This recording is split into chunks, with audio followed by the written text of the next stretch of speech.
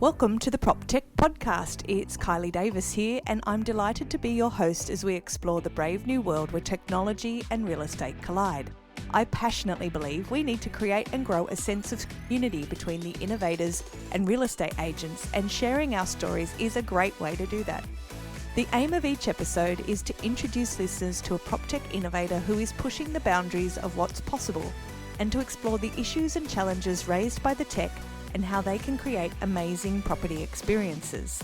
So my guest in this episode is David Stewart from MarketBuy, one of the growing number of innovative Australian businesses making private treaty negotiations faster and easier by managing that communication process around all the offers.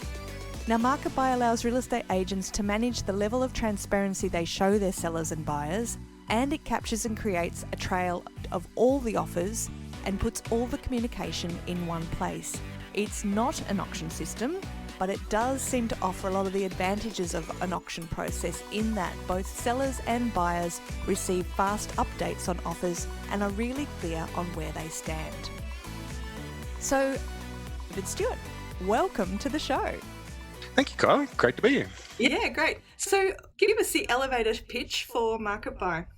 Look, MarketBuy in its really essential form is just a communication device. It just allows agents to deliver information really quickly, really efficiently and succinctly to everyone involved in the sales process.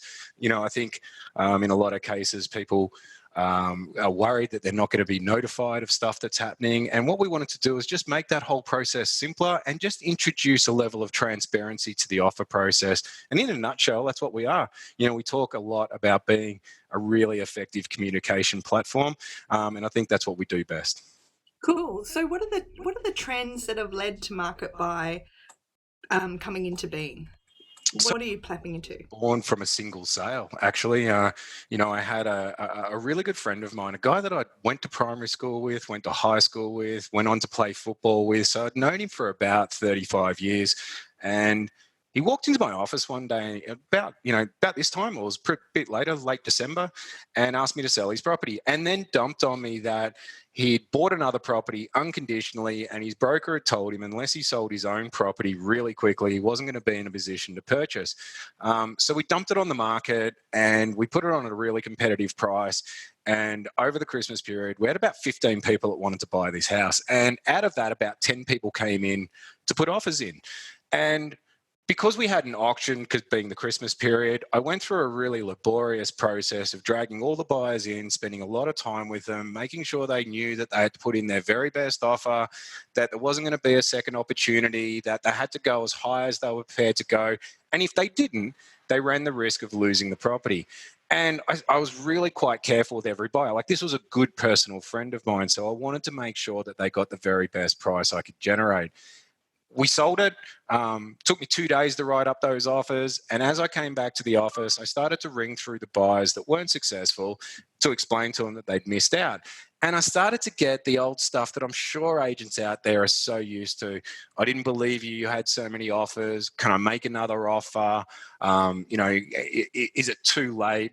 And I just said, look, it's done. The contracts are signed. And it was really quite a crushing feeling, because out of all of those buyers, had they been given a level of transparency, I'm sure there would have been a number of them that would have paid more. But buyers tend to hold a little bit back in reserve because no one wants to be that person that pays too much. And when you're not giving them information as to where they need to aim at and what they need to pay, they do keep a little bit in reserve. So in a bit of a huff, I went home to my wife and said, look, the next time I do this, I'm just going to eBay it, like, stuff it. This is ridiculous. Little tip for people out there, don't eBay property. Like, it's not a good idea. Don't do it. And so I got together with some people I knew and just said, look, we need to find a solution for this. I need to not so much affect or change the auction process, because I think the auction process works quite well as it is, but we need to take, particularly around multiple offers, and we need to create a tool that just makes life easier. And that was the birth of MarketBuy. Cool. So who's involved in MarketBuy? Who are your partners? So it started off with just me and my lead developer, Joel. So Joel and I've known Joel for a number of years, and we got together. And, being an agent, I'm certainly not a coder, and I'm not someone who can put software together. I can certainly dream up these crazy things, but I've got no chance of creating them myself. And we sat down over a cup of coffee one day, and he decided it was a good idea, and it was in his wheelhouse to be able to put something like this together. So we embarked on our little journey. As we've gone along, we've added people to it. So Chris Gilmore, who runs All Properties Group in Southeast Queensland, I met him at a conference a couple of years back. He thought it was a fantastic idea, so he became involved. And just recently, in the early part of this year, a guy by the name of John Hellaby, for some of people might know, runs Check My House Price. We'd been speaking for a number of years, and we'd been bouncing ideas off each other in regards to our respective businesses.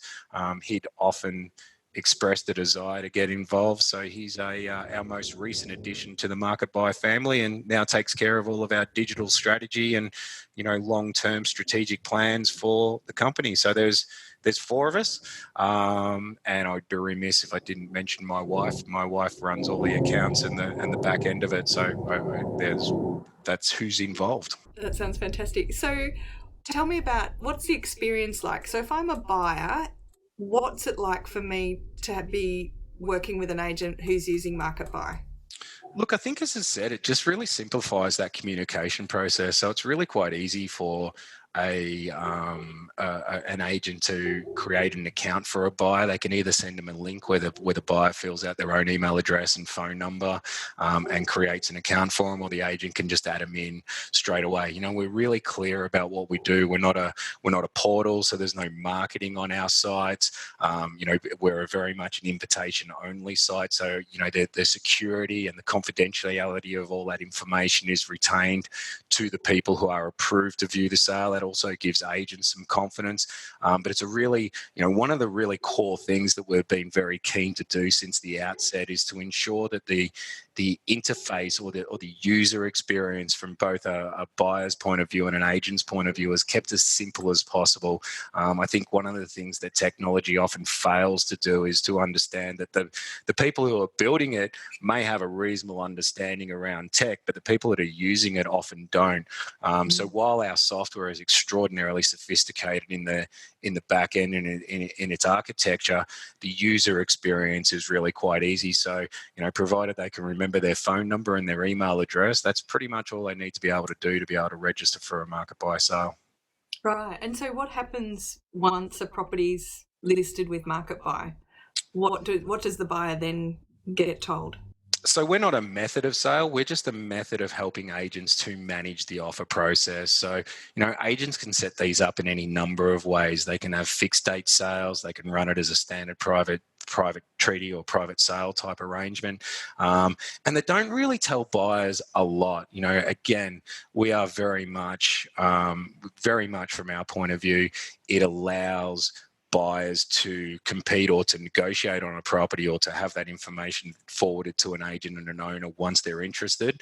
But a standard sort of line or a standard sort of dialogue that an agent will use, a buyer might go through on a private inspection. They might ask what the process is to putting an offer in, and the agent just simply says, look, we manage our offers online. It ensures that the owner knows exactly what's going on. It ensures that we can get back to you very quickly. All I need is a name and an email address, and I'll be able to forward an invitation to the sale for you very quickly. And then, agents also use it for provision of contracts. There's the ability to upload Section 32 vendor statements in Victoria, comparable sale documents, building pest reports, strata reports, DA reports, all sorts of different types of reports can be uploaded as a downloadable PDF. So even if a buyer just requests further information or documentation, they can log them in as a potential buyer and they can download that information directly from the site. Great. So if I'm a buyer, do I see other people's bids or what they've offered? So there's a level of transparency. They can certainly see the price, but what they can't see is other information such as, terms, conditions, settlement dates. They all form part of an offer that a buyer puts in, but they can certainly see the price itself. But as we always say to buyers, and as agents say to buyers, a owner of a property will not always determine the most appropriate offer based purely on price. Terms and conditions, and particularly settlement dates, often have a large impact. And we see time and time again where agents on behalf of their owners have accepted an offer that is lower than the highest offer currently listed, simply because the terms and conditions are superior. Right, fantastic. So what's changed in the market, do you think, that means that people are looking for solutions like this now? Yeah, look, I think it's very much consumer-led. I think there is, the transactional experience for people purchasing real estate really hasn't changed over the last 40 or 50 years. And we now live in a society where people have an expectation that they will be able to conduct transactions of all types online. And they want access to that information when they're ready, not when the agent's ready to give it to them, not when the agent's ready to meet them, not when, when it suits the real estate agent, but when it suits the consumer. Owners themselves also have an expectation that they're going to be able to log into central portals, or they're going to be notified of activity on their property as and when it happens. So I think just the almost shift right across the board to online transactions and speed of access to information is affecting all industries, not just real estate. And I think real estate's been one of the last ones to really grasp this and take it on board. But I think across the board through all industries, it's inevitable, and it's absolutely inevitable within real estate.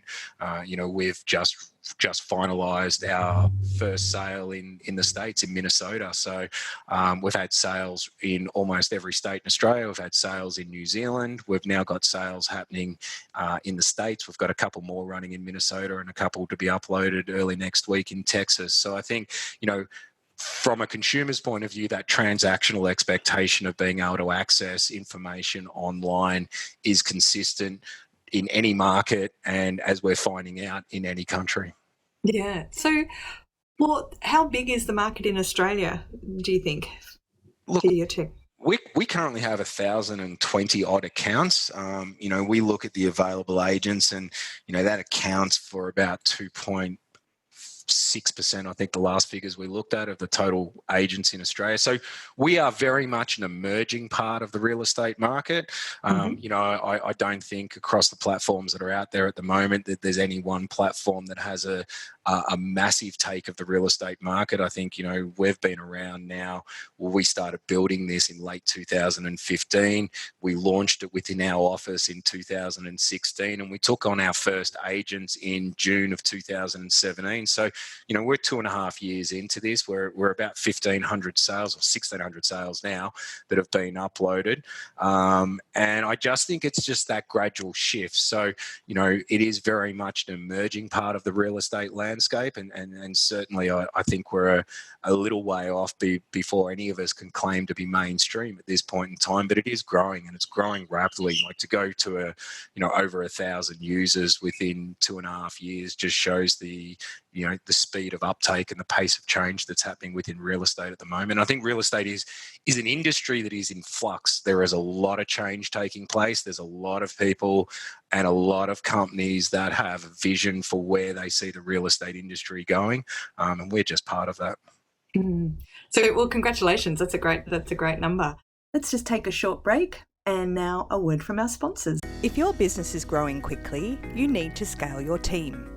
Beepo is an Australian outsourcing company that specialises in helping real estate and technology businesses to grow. Outsourcing is not just about bringing on staff with a lower cost base.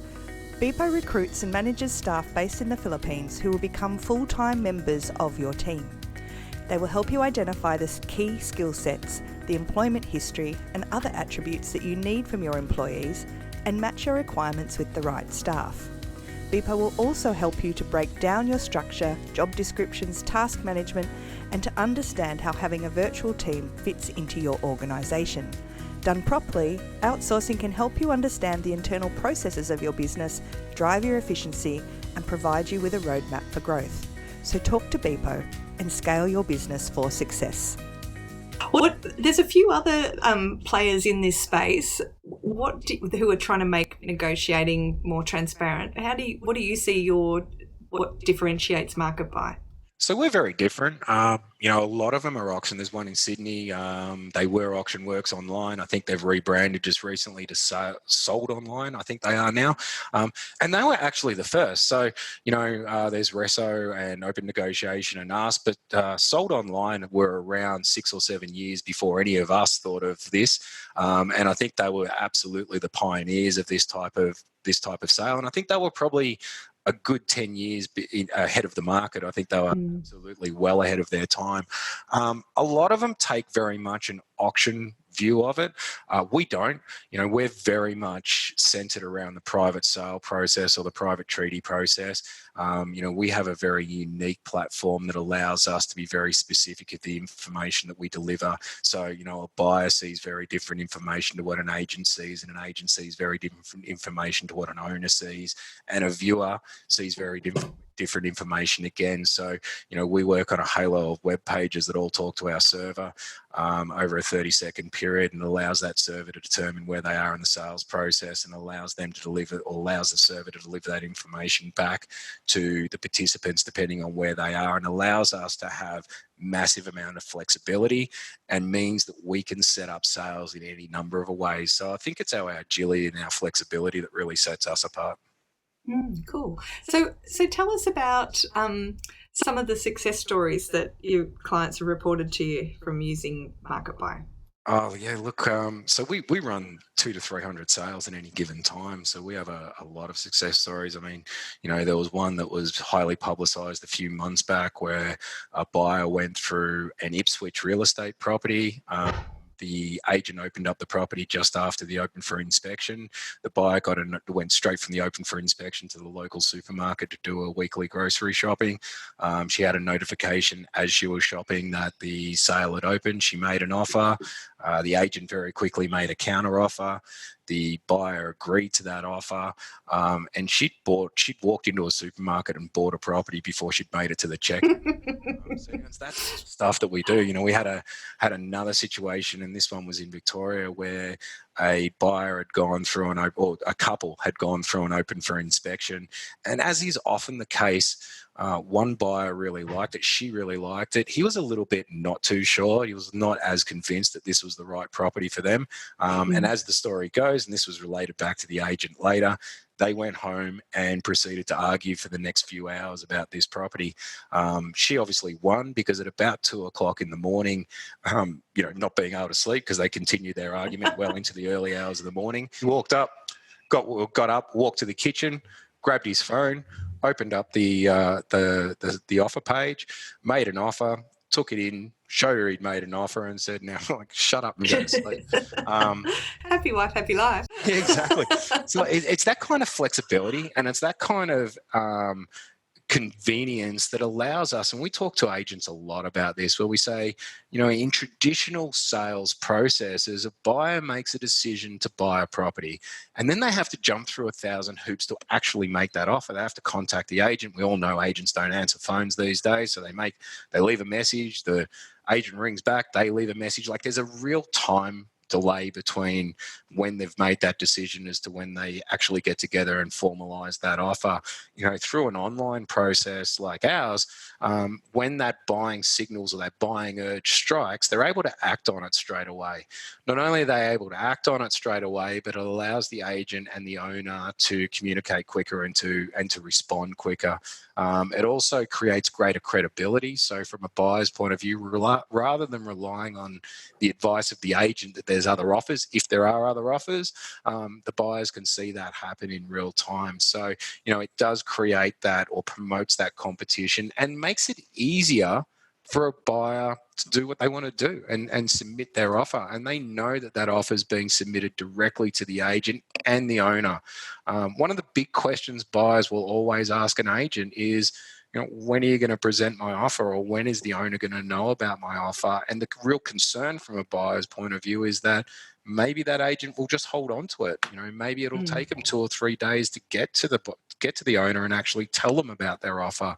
The credibility or the security of knowing that information is being transmitted to everyone involved in the sales process instantaneously, certainly, alleviates a lot of those concerns. We're seeing a lot of tech at the moment, and I think Market Buyer's probably well in this space where it is looking to remove the agent from being the bottleneck in the communication. So any process that relies on two human beings connecting via telephone and then passing messages backwards and forwards seems to be really old school in this day and age. Yeah, I agree, but I think we've got to be careful not to remove the agent from the transaction. We've been very, very careful in the creation of this to keep the agents as the central point. But what we do understand is no one answers their phone anymore. Like, you can ring 20 people and you'd be lucky to get through to 2 of them. The rest of them just go through to voicemail. And I'm the same. When people ring me, I'll look at it, and unless it's someone that I really know or someone that I want to talk to, I'll just let it go through to the keeper. No one wants to answer a phone. Like, the preferred method of communication for everyone in this day and age is probably number one for speed would be text, and then email as a secondary form of communication. And I just think that trend is not going to diminish, and it's certainly not going away anytime soon. So, why don't we capitalize on that? And also, if you have a look at the general population, whether it be at the local doctor's office or anywhere else that people have got any sort of amount of spare time, they are glued to their device. Their face is buried in their phone or their iPad or some other sort of device. And it's horrifying when you look at your screen time statistics at the end of every day. You'll often spend 5 or 6 hours online on your device. So again, that's a trend that's not going anywhere fast. So why don't we just go, well, if that's the way life's going to be, let's capitalize on that and let's make that work to our advantage as opposed to it being a disadvantage. Yeah. So what are some of the objections that agents have given you for not adopting Market Buy? Agents are awesome. Agents love to tell us that we're going to steal their jobs from them. And look, Right. I understand their concern. And I think, agents at the moment are really suffering from what we've come to class as tech fatigue. They're having so much stuff thrown at them. I find a lot of the tech that's being presented to them is being presented by people that don't really have any live experience in being an agent on the ground. They don't understand the pressures that a real estate agent faces day in and day out, managing the emotional states of buyers and owners and expectations of being on call 24 hours a day and all of those type of issues that agents have to face day to day. So, I think one of the objections is just stop already. Like, stop with the tech. Just let us do our job. But we find that we have a much more successful cut through when we explain to them that we're there to make their lives more efficient. We're there to allow them to handle this new omnipresent 24-hour, 7-day-a-week world that we all find ourselves in, and to allow them to cut down on a lot of those unnecessary phone calls and to give them more control in the sales process, not less control, and to more effectively position them as the central point within the negotiation to give them that ability to really be able to control who sees what, who gets what information, who's involved in the sale. And, we see it time and time again. I had an agent in Geelong yesterday who is settling on his own house and was there just moving boxes, and offers came through, and he very simply at 11 o'clock yesterday declared it on the market at 5:23. The buyers fought it out for another 15 or 20 minutes and ended up selling it at 5:30. But, it was really interesting. The phone call that I had with Mark afterwards was that would have taken him all day to sort out. What would normally take him all day and rob him of his Sunday, he was able to sort out in about 35 minutes. So it's efficiency of communication. And how does it work in terms of prices achieved? Yeah, look, that's an unanswerable question. And, I think a lot of platforms like to say that, or a lot of tech likes to say that it results in better prices. But, I've always been pretty pragmatic around that and said, well, unless you take exactly the same house and offer it over 3 different types of sales and in every conceivable available way to take offers, there's no real way of knowing. I personally think it promotes greater competition. I think it allows people to have less barriers of entry to a sale. But let's be realistic, Kylie. Would you expect me to say anything else? No, I'm grateful for your honesty, Dave. Thank you. I can only speak in we've got a lot of agents use it. Now, I'm still an active agent. To be fair, I don't list a lot of properties these days because I've got 1,000 agents to deal with, but I still occasionally list properties for family and friends. So as an agent, as opposed to a market or as the owner of Market Buy, I find that it makes my life easier. I find it promotes quicker and easier sales. Would it necessarily get a better price than a traditional auction or a traditional fixed date sale where those offers were kept completely private? I don't know. I like to think it would, but I think that's one of those things where, there's no way to know that absolutely, other than to say that we just create much greater efficiencies, and we are just tying in to the expectations and the increasing expectations of transparency amongst consumers across all industries. Let's just pause there for a moment and hear a quick word from our sponsors. As a real estate agent, you know you need to be doing more content marketing. But creating posts for social media, creating videos and reports is hard work, lots of hard work, and it takes time. So that's why you need HomePrezo. If you're a typical agent posting 1 or 2 social media posts a week, HomePrezo can save you between 75 to 100 hours a year. How many more properties could you sell if you had that time back? HomePrezo can help you create engaging, informative videos about how the property market in your local suburb is performing. Plus, it makes creating suburb reports, rental videos for landlords, and social media infographics an absolute piece of cake. If you can type in a suburb or type an address, you can create a Prezo using HomePrezo in just a few minutes. Listeners to the PropTech podcast receive a 14-day free trial. Now that's twice as long as the normal free trial. So go to homeprezo.com.au and click the sign up button and use the code PropTech to get your extended free trial, or click the link in our show notes. So what does the future hold for Market Buy? What's on your roadmap? So we have a really big plan to go and have a crack at the Americans. I think the American market is even more closed than the Australian market. They have buyers agents and selling agents, and they're often from different companies, and there's a much greater level of frustration around the delivery of information, or the hiding of information in a lot of cases. And our few early test sales in the States have suggested to us that we've got a really big role to play in the American sales, as far as, again, just taking out a lot of the convoluted procedures that just make selling of a property more difficult and more time consuming than it needs to be. As far as the Australian market goes, well, obviously we'll just double down on what we've done over the last couple of years and continue to increase our market share and our user base, and continue to evolve the process. We're very, very big on making sure that our platform evolves with the agent's needs. So we take a lot of feedback from our users, and we are on a never-ending and aggressive mission to continue to make it better and to add new features. We also are very keen to further our initial discussions that we've had with CRMs. While we talk about tech fatigue, I think it's really important that we understand that our role in the real estate transaction is never going to be standalone.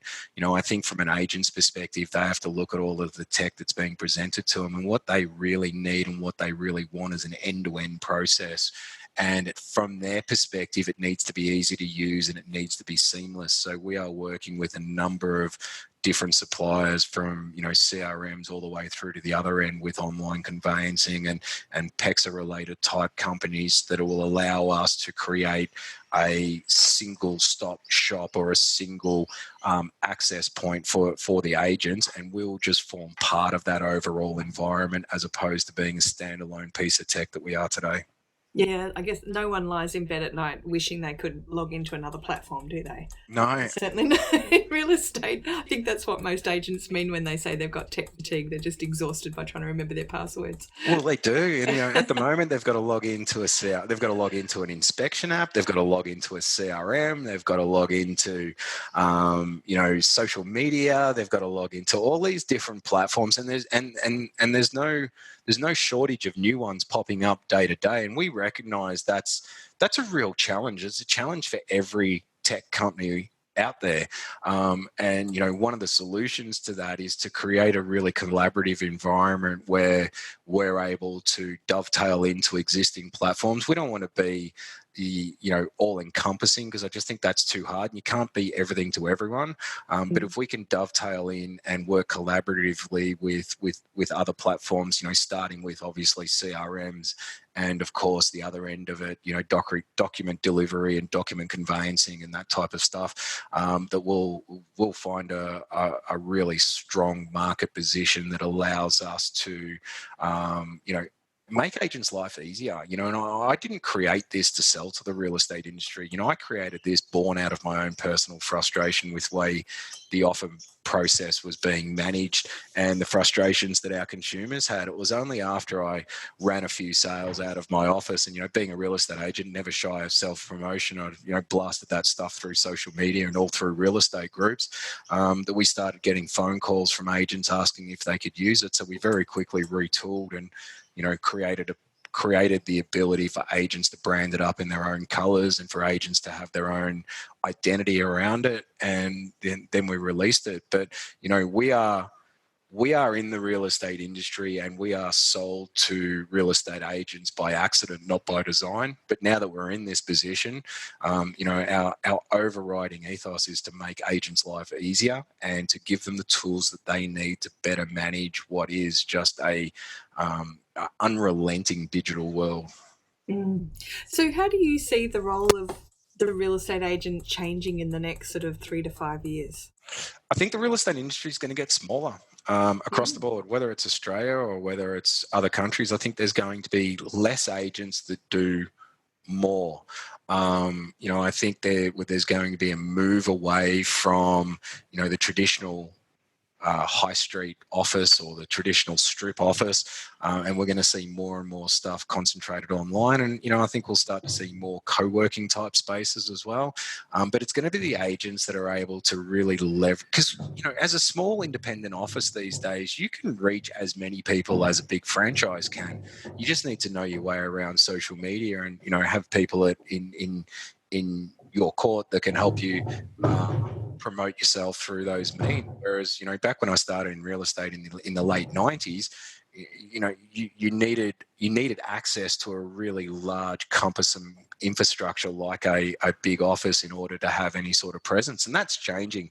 And I think the agents that embrace change and the agents that evolve with change will be the ones that will use those tools not to just create a point of difference, but use those tools again to create greater efficiencies and allow them to handle more volume quicker, faster, and more efficiently.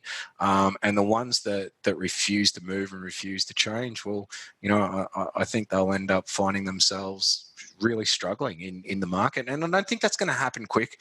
The real estate industry does not evolve quickly. It never has.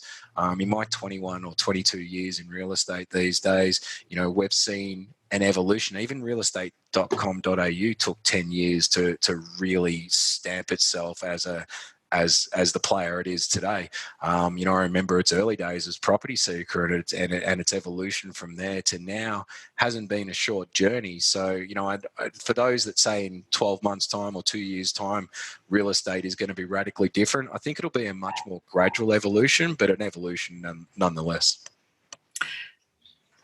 So that's been fantastic, Dave. Thank you so much for your time. It's great to hear about the success of Market Buy, and looking forward to hearing more success stories from the US and as you grow. Yeah, no, we're looking forward to it. It should be fun. Yeah. You've been to the States. I love dealing with the Americans. They are they're hilarious. They're so enthusiastic about everything. They're just awesome. It's really good to go and I think, to go to those conferences and to learn to pitch your products to the Americans, because they do have a completely different approach to the Aussies. They're, usually a lot more friendlier, but you do get to hone your pitch, don't you, really well. And they certainly don't. They're not backwards in telling you what they think. They're very, very forthright, and they're very straightforward. And I find that refreshing. Australians don't like to hurt anyone's feelings. They're very almost politically correct about the way they deal with stuff, and they can say, "Oh, that looks great. I think that's fantastic," and then you'll never hear from them again. No. But you need the negativity as much as you need the positivity. You need people to tell you what's wrong with it. You need people to tell you what needs to be approved and what needs to be evolved, and that in itself just speeds up the process of getting the product out that you need to fit the market. And there's no point releasing something that just looks cool. Like, it has to actually work, and it has to deliver tangible benefits. Yeah. And so, are you heading back over to INMAN this year? We are. We're off to New York. Yeah, off to New York. Yeah, we're off to New York, and I think John is trying to wrangle his way into Startup Alley, so that'll be fun. That'll be our first conference where we actually have a stand. The last couple that we've been to, and obviously we're at INMAN this year, and we're also at San Francisco NAR, but we were really just over there just to get a bit of a lay of the land, just to see how things worked, and to not jump in with both feet before we knew what we were jumping into. But we'll embark next year over more of being an actual product supplier and a product provider, and attend the conferences that we think that are important, but be there as part of their trade shows. Well, look, thanks so much for your time, Dave. It's been great to hear about MarketBuy. No problems at all. I appreciate you taking the time to talk to us. So that was Dave Stewart from MarketBuy. And I think the fact that there's so much innovation happening in this space of improving that transparency around private treaty negotiations is really exciting, and it's really needed in our industry. There's absolutely nothing worse than being left in the dark around any transaction, or when you're trying to buy anything.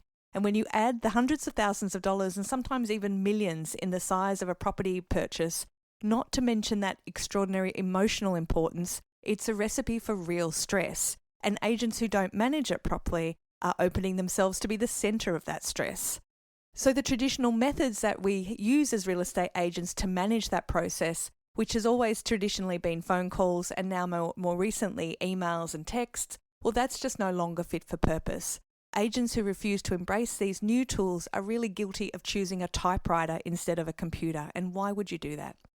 Now, what I love about MarketBuy is that agents can manage the visibility of the information they decide to share, and that it's both sellers and buyers and agents who win with this new transparency. I love that the growth in this sector led by Australian PropTechs, and I love the passion that Dave's got and how he approaches MarketBuy.